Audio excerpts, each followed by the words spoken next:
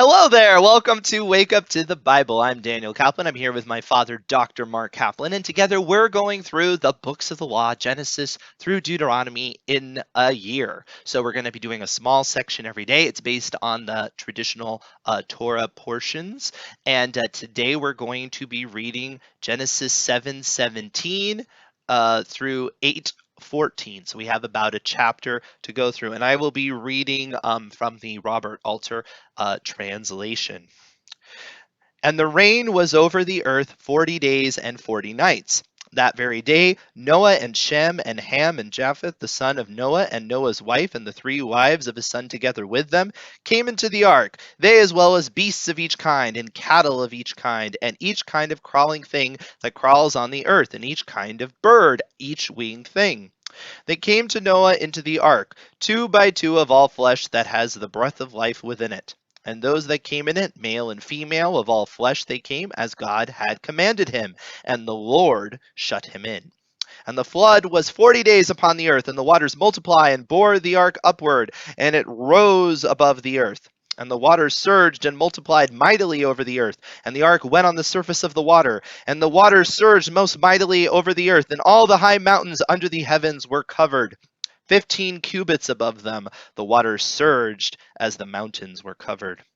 And all flesh that stirs on the earth perished, the fowl and the cattle and the beasts and all the swarming things that swarm upon the earth, and all humankind, all that had the quickening breath of life in its nostrils, of all that was on dry land died. And he wiped out all existing things from the face of the earth, from humans to cattle to crawling things to the fowl of the heavens. They were wiped out from the earth. And Noah alone remained, and those with him in the ark. And the waters surged over the earth 150 days. And God remembered Noah and all the beasts and all the cattle that were with him in the ark. And God sent a wind over the earth, and the waters subsided. And the well springs of the deep were dammed up, and the casements of the heavens, the rains from the heavens held back. And the waters receded from the earth little by little, and the waters ebbed. At the end of 150 days, the ark came to rest on the 17th day of the 7th month on the mountains of Ararat. The waters continued to ebb until the 10th month. On the first day of the 10th month, the mountain tops appeared. And it happened at the end of 40 days that Noah opened the window of the ark he had made. And he sent out the raven, and it went to and fro until the waters should dry up from the earth. And he sent out the olive to see whether the waters had abated from the surface of the ground. But the dove found no resting place for its foot, and it returned to him to the ark, for the waters were over all the earth. And he reached out and took it and brought it back to him into the ark. Then he waited another 7 days, and again sent the dove out from the ark. And the dove came back to him at eventide. And look, a plucked olive leaf was in its bill, and Noah knew that the waters had abated from the earth. Then he waited still another 7 days and sent out the dove, and it did not return to him again. And it happened in the 601st year, in the first month, on the first day of the month, the waters dried up from the earth, and Noah took off the covering of the ark, and he saw, and look, the surface of the ground was dry. And in the second month, on the 27th day of the month, the earth was completely dry. So here we have the continuing account of the flood and all of the destruction, and then the eventual settling down and the earth drying up. Now, the first thing that comes to mind, of course, is this is the first specific allusion, I believe, my dad will keep me honest on this, of 40 being a thing in the Bible, right? This is the first time that you have that 40 mentioned, which, of course, there's a lot of significance to. I'm not sure if my dad wants to specifically talk about that. Well, you do have 3 times 40, the 120 figure, where God says man's going to have 120 Mm, years. So that's already the beginning of the use of the 40 as a testing, 40 as a symbol of testing. You hmm see that through the Bible. mm. That's a good point. Um, the other thing that I noticed, and this is something that people often make a big point out of, especially anytime it's dramatized, is where it says, and the Lord shut him in. They always make it out that it's like, oh no, nobody can possibly move that door. That door is way too heavy. I'm not sure if that's really what this account is getting at in terms of if you have to take it that way, like that Noah, it's like the old thing about God making a boulder he can't lift. I don't know if Noah really built a door he couldn't close, but I think the idea is that divine protection. I'm not sure if it's actually talking about the physical ark. I mean, it could be both. I'm not saying it's not, but I just always thought it seemed kind of goofy. I mean, sometimes I've literally seen it where it's like, well, we don't even know how we're going to close the door, and it just seems very silly that that would have been the case. I don't know. It's I would say in my youth I heard a good explanation of this that you know people are reluctant to finally flee or to finally leave perhaps their environment or cease interacting with others. So in effect, God shut him in, meaning, it's time. The time has come, and he made the decision. He shut him in. So that may be a certain. Some people look at it that way that you kind of need God to give you that final shove sometimes to do the right thing. Yeah, and I mean that's fair. I mean it's possible.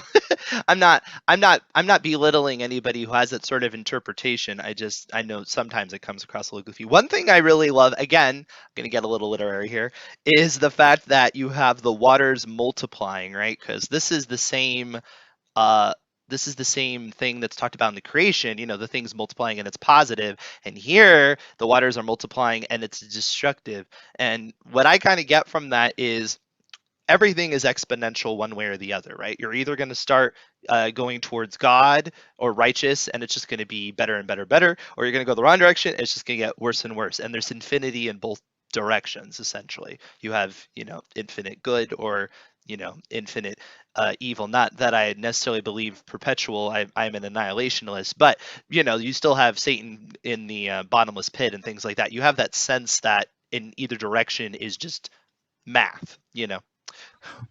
What What do do you you get get out out of of that? that? Ultimately, evil is self-destructive. That's what finally happens. And in fact, that there was a feeling among some that if God had not intervened, people would have perhaps exterminated each other. It was getting that bad. And at the end, it says that when God intervenes before the coming of Christ, that if he would not, the world would self-destruct. We Mm-hmm. certainly have the ability now to do that. And in those days, they maybe didn't have the technology, but they might have had at least they might have been decadent enough to exterminate each other back then as well. I want one thing that hit me just as we were going over this account, and I was thinking, well, okay, I understand people are sinning, get rid of the people, but why the animals? But then I thought about it. Well, if you have only 8 people, and all these animals are still alive, it probably is a very unbalanced situation for human beings to face when they first get off the ark. So, in other words, to keep the balance of nature, the human versus animal population, maybe that's why the animals died along with the sinful humans. That thought came to me just now. Yeah, I'm going to maybe say something somewhat controversial here on that. I do find I've seen this around the interpretation where it's talking about the animals and it says and their mate and everything. Some people make something of that because there is later in the Bible prohibitions about inappropriate relationships with animals. So it could be that one of the stipulations of the animals on the ark is they hadn't gotten mixed up in that. And obviously, animals are innocent, they cannot choose to be involved in such things. But I do believe that you did have perversion even within the animals, unfortunately. And to some extent, I think that may be something that we're going to have to tackle sooner rather than later, unfortunately, with how certain things tend to be going. So we do need to keep in mind, and this is one reason that I take a pronomian position. The New Testament does not specifically condemn such; Leviticus does, and I think it's very helpful for society that we do avoid such practices. So that's my little rant on that. I'll have more to say about that later on as we get into the epistle reading, which is our Haftarah equivalent. I'd like to say that it hit me as we were reading verse 13 of chapter 8 that it came to pass that in the first month, on the first day of the month, the waters were dried up.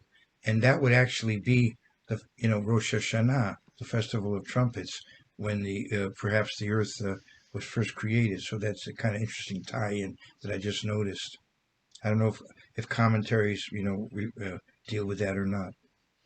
I mean, it certainly would make sense. You have the creation, you have that, and then obviously the Festival of Trumpets, Rosh Hashanah, also connects you to Revelation with trumpets. Whether or not there's any specific thing that it's prophetic about in terms of a specific thing that happens on that day, it's certainly thematically connected to that day. So it's a great symmetry. I always I nerd out on things like that.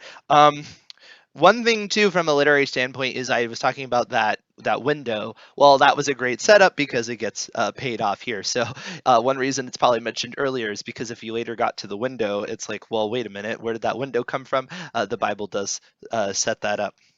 In terms of the raven and the dove, why do you think specifically those birds?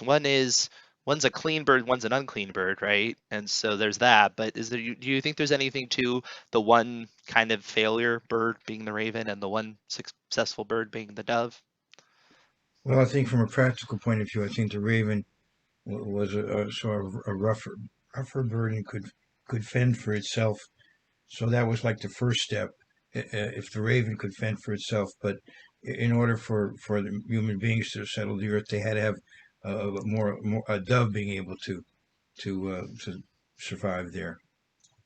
You still get the idea of obviously like the dove of peace, right? So you have this idea of a docile. One thing I like about it symbolically, of course, is the olive branch that it brings back, because there's a ton of symbolism in that. I'm going to bring up something about olives that I haven't heard much from. I'm not saying I invented this idea, but one thing that we have about olives that are interesting is olives are extremely bitter. They're like really gross. You do not eat them unless you brine them with salt. And that really kind of makes me think of the words of Jesus Christ about being the salt of the earth, and if salt loses flavor, it's good for nothing.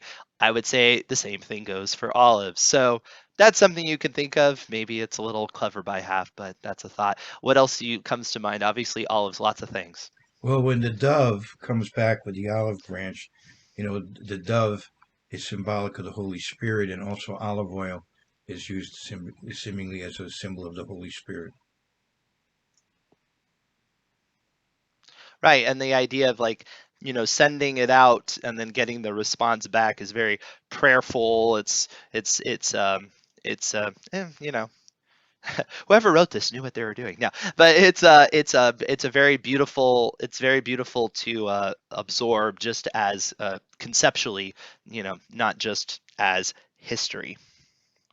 Okay, so any other thoughts about this particular portion that we have for today? You know, All right. So if you haven't yet, you really need to. You need to like, subscribe, hit the bell, do all those things. Help us reach some more people. Share this with your friends. You can work on it together. And if you end up reading ahead, please do so. You know where we're going, Genesis through Deuteronomy. So you can go ahead, read upcoming portions. You can ask us questions about them. If you want to get involved more directly, you can even, send us a message, a voicemail. You can, or an email, or you can even read a portion. We'll play it on here. We want everyone to get involved. This is a good year to read the law, if you ask me. So we will see you tomorrow, and we will do just that.